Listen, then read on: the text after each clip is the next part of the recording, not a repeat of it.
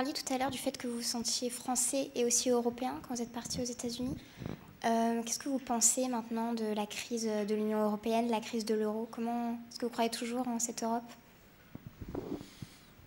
Oui, parce que je pense que c'était même bizarre qu'il n'y ait pas plus de crise avant, moi je dirais.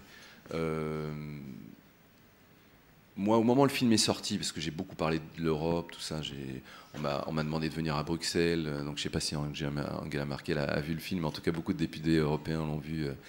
Et c'était drôle d'aller à Bruxelles, parce que moi, l'auberge espagnole que j'avais décrit de cet appartement à Barcelone, je peux vous dire que quand vous allez au Parlement européen à Bruxelles, c'est une super auberge espagnole, quoi.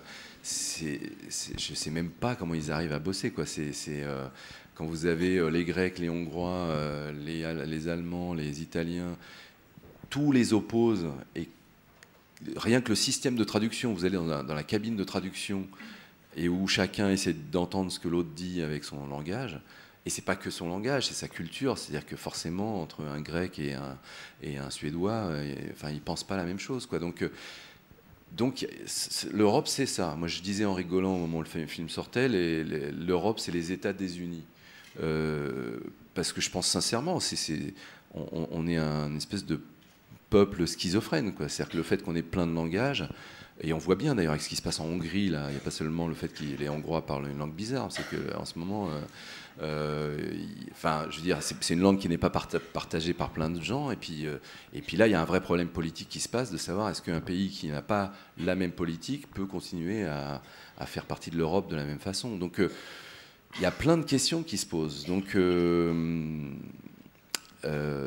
moi, je ne sais pas répondre à cette question, on va voir dans les années qui viennent, mais par contre, je sais qu'on n'est pas pareil que les Asiatiques et on n'est pas pareil avec les Américains. C'est la seule chose que je sais. Et par contre, on a aussi des choses à partager. Donc, il y a des choses qui nous séparent, et notamment les langues, parce que par contre, on a beaucoup de langues.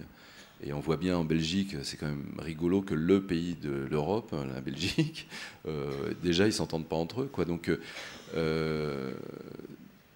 voilà, il y a vraiment un problème d'union qui se pose, et soit on arrive à le résoudre, à mon avis, dans les 5-10 ans qui viennent, soit oui, ça explose et puis ça revient comme c'était avant. Et donc justement, l'auberge espagnole, c'était un peu confiné à l'Union européenne. Les poupées russes, donc la suite, ça allait jusqu'en Russie. Et on peut supposer qu'avec le titre donc, du troisième, c'est-à-dire le casse-tête chinois, on va encore un peu plus loin. Est-ce que vous pensez que c'est symptomatique de quelque chose, peut-être d'un nouvel état d'esprit Oui, parce que moi j'ai l'impression, enfin c'est évidemment pas pour rien que j'ai fait cette trilogie en ouvrant de plus en plus le cercle. Donc j'avais choisi, enfin en fait quand j'ai pensé à un deuxième épisode, je m'étais dit soit la Turquie, soit la Russie. Dans les deux cas, c'est deux pays qui posent des questions à l'Europe. La Russie fait partie de l'Europe d'une façon géographique, mais par contre, elle ne fait pas partie de l'Union européenne.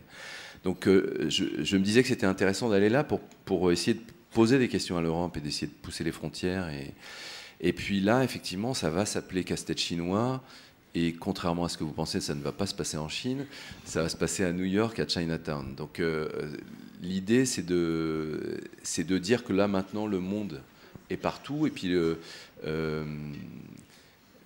on est dans l'époque qui a créé la mondialisation. Ça, par contre, on a vraiment les pieds dedans. Et c'est un phénomène ultra spécial. C'est unique dans l'histoire de l'humanité. C'est-à-dire que le fait qu'on se sent citoyen du monde ou qu'on gère des problèmes mondiaux, c'est maintenant. C'est-à-dire que ce n'était pas il y a 20 ans. Donc ça, moi je me dis en observant le monde dans lequel je vis, la mondialisation c'est un phénomène actuel. Et qui n'est pas que la mondialisation des marchandises. C'est-à-dire qu'en général quand on parle de mondialisation, on parle du fait que les objets voyagent. Moi je parle plus du fait que les gens voyagent. Et comment il y a aussi des idées et des idées humaines qui voyagent et qui deviennent mondiales. En ce moment, on voit bien que l'environnement, c'est un problème mondial. Donc voilà, ça pour moi, c'est quelque chose qui caractérise notre époque.